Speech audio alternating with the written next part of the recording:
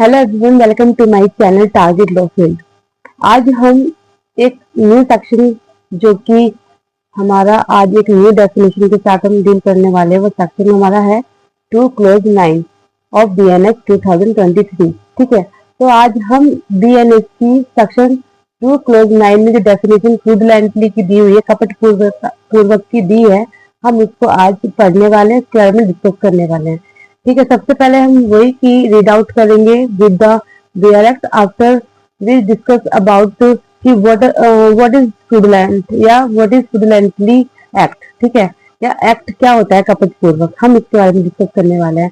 तो first of all तो हम रीड करेंगे बियर एक्ट को। ठीक है, तो हमारा बियर एक्ट क्या कहता है, सेक्शन 2 क्लोज 9 क्या कहता है और बीएनएस देखिए, वो कहता है कि कपट पूर्वक क्या होता है। कपट पूर्वक तो मतलब क्या होता है, तो उन्होंने बोला कपट पूर्वक से कपट करने के आशय, कपट करने के आशय से कोई कार्य करना अभिप्रेत है, अन्यथा नहीं।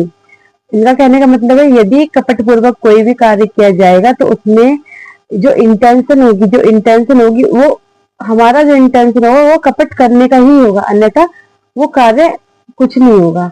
ठीक है, तो अब इंग्लिश में क्या लिखा है, इसी को इंग्लिश में भी पढ़ लेते हैं। इंग्लिश में क्या कहता है कि फ्रॉडुलेंटली मीन्स डूइंग एनीथिंग, कुछ भी विद द इंटेंशन, जो कि इंटेंशन के साथ होगा, टू डिफ्रॉड करने के लिए, बट नॉट अदरवाइज, इसके अलावा कुछ नहीं होगा। तो ये सिंपल लैंग्वेज में अब हम बात कर लेते हैं। हमने अभी तो रिएक्ट से पढ़ा कि इंटेंशन के साथ यदि फ्रॉड है, किसी डिफ्रॉड किया जा रहा है इंटेंशनली, तो वो क्या है, हमारा फ्रॉडुलेंटली एक्ट होगा। ठीक है, अब हम सिंपल लैंग्वेज में यह बात करें तो वो क्या है कि यदि कोई व्यक्ति अन्य व्यक्ति को एक उद्देश्य रखते हुए, उद्देश्य क्या है, किसी व्यक्ति को क्या करना है, अपने किसी कार्य से किसी को धोखा पहुंचाना है। अब वो धोखा करने पे दो सिचुएशन हो जाती हैं। पहला तो ये, धोखा करने से उसको क्या होगा, उसको या किसी अन्य व्यक्ति को आर्थिक या अनुचित लाभ होगा, बेनिफिट होगा। और क्या हो सकता है, दूसरे व्यक्ति को जिसके साथ धोखा या कपट किया जा रहा है उसको हानि पहुंचाई जाएगी। ठीक है, तो ये जब ऐसी सिचुएशन आ जाए जहां पर हमने ये बात बोली कि एक उद्देश्य होगा किसी भी कार्य को करने का, और वो उद्देश्य होगा इंटेंशनली किसी को धोखा देना अपने कार्य से। ठीक है, और उससे एक अनुचित लाभ प्राप्त करना होगा, या किसी अन्य व्यक्ति के बिहाफ पर कोई काम कर रहे हो, उसको लाभ पहुंचाना चाहते हो, तो वो भी क्या होगा, हमारा फ्रॉडुलेंटली एक्ट हो जाएगा, कपटपूर्वक कार्य हो जाएगा। ठीक है, तो अब हम ये कह रहे हैं कि केवल गलती से या लापरवाही से कोई कार्य हो जाता है तो हम उसको क्या बोलेंगे, उसको कपटपूर्वक या फ्रॉडुलेंटली वर्क नहीं बोलेंगे, एक्ट नहीं बोलेंगे। ठीक है, तो और क्या बात हो सकती है, देखो जैसे फॉर एग्जाम्पल हम फ्रॉडुलेंटली का एक एग्जाम्पल ले लेते हैं, जैसे कि नकली जो होती है, फेक डिग्री वगैरह जो होती है वो बना ली जाती है एक पर्सन के द्वारा, क्योंकि उसको क्या करना है, जॉब लेना है, जॉब लेने के लिए उसको डिग्री बहुत जरूरत है, उसको डिग्री की बहुत जरूरत है। तो वो एक नकली फर्जी क्या बना लेता है, डिग्री बनाता है और कंपनी में अप्लाई कर देता है। यहाँ पर वो फर्जी डॉक्यूमेंट बना रहा है, उसका उद्देश्य एक अनुचित लाभ पाने का है, लेकिन धोखा भी दे रहा है उस कंपनी को जहां पर वो एज ए एम्प्लॉय वर्क करेगा। तो ये था हमारा फ्रॉडुलेंटली एक्ट। दूसरा क्या हो सकता है कि फर्जी हस्ताक्षर कर दिए, जैसे ए जो है बी के साइन करके अकाउंट से पैसा निकाल लेता है। ठीक है, तो यहाँ पे भी अनुचित लाभ होगा बाय द फ्रॉड, इंटेंशनली कर रहा है क्योंकि वो ये कार्य ए के साइन बना रहा है। ठीक है, ये भी बात देखो। और क्या, जैसे ऑनलाइन ठगी होती है, बहुत सारे होते हैं कि ऑनलाइन एक वेबसाइट बना ली जाती है, वेबसाइट बनाने के बाद क्या होता है, ई कॉमर्स वेबसाइट जहां पर हम शॉपिंग करते हैं, और वहां पे कहता है ऑनलाइन पेमेंट वो ले लेते हैं, और उसके बाद वो जो हमारा गुड्स होता है, वो सामान जो होता है वो हमको वस्तु को नहीं पहुंचाते। तो ये क्या हो गया, ये भी धोखा देने के इरादे से बनाया गया ई कमर्शियल वेबसाइट है, जहां से वो क्या करता है, फ्रॉडुलेंटली एक्ट करता है, कपटपूर्वक कार्य करता है। सॉरी।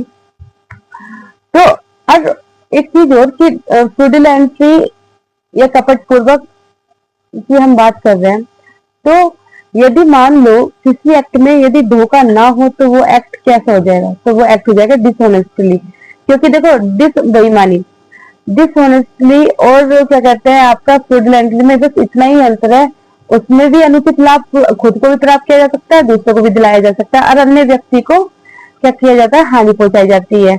लेकिन बस इतना सा डिफरेंस है इंटेंशनली धोखे की, ठीक है, फ्रॉड करने की। फ्रॉडुलेंटली में तो धोखा देने का इरादा शुरू से ही रहता है, लेकिन वहां डिसऑनेस्टली में ऐसा नहीं होता है, ठीक है।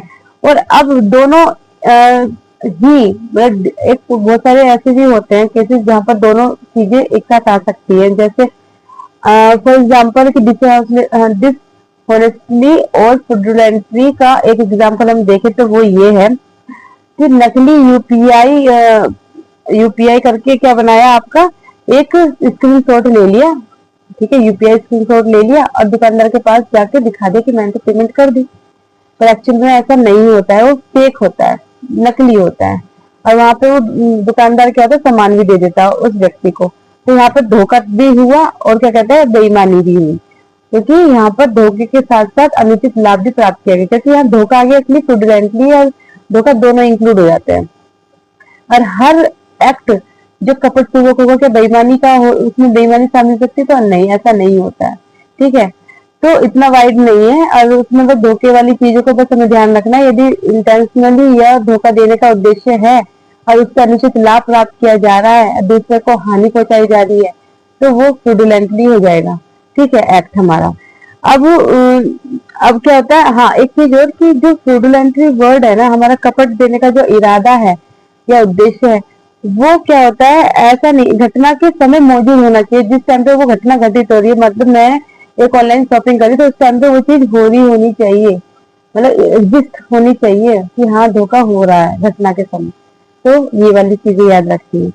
तो ये था हमारा फ्रॉडुलेंटली। आई होप कि आपको समझ में आया होगा इन सिंपल लैंग्वेज कि क्या होता है कपट पूर्वक, ठीक है।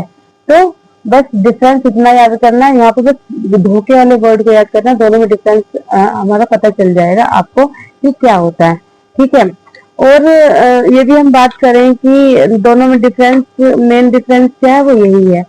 और सिंपल ये कि फ्रॉडुलेंटली को 2(9) में डिफाइन किया हुआ है, ठीक है। और क्या और क्या हम बता रहे हैं आपको,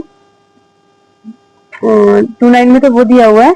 और क्या कहते हैं, अरे हमारा 2(7) में डिसऑनेस्टली की डिफाइन किया गया है of bare act of bare, ठीक है। Thank you for watching this video, thank you.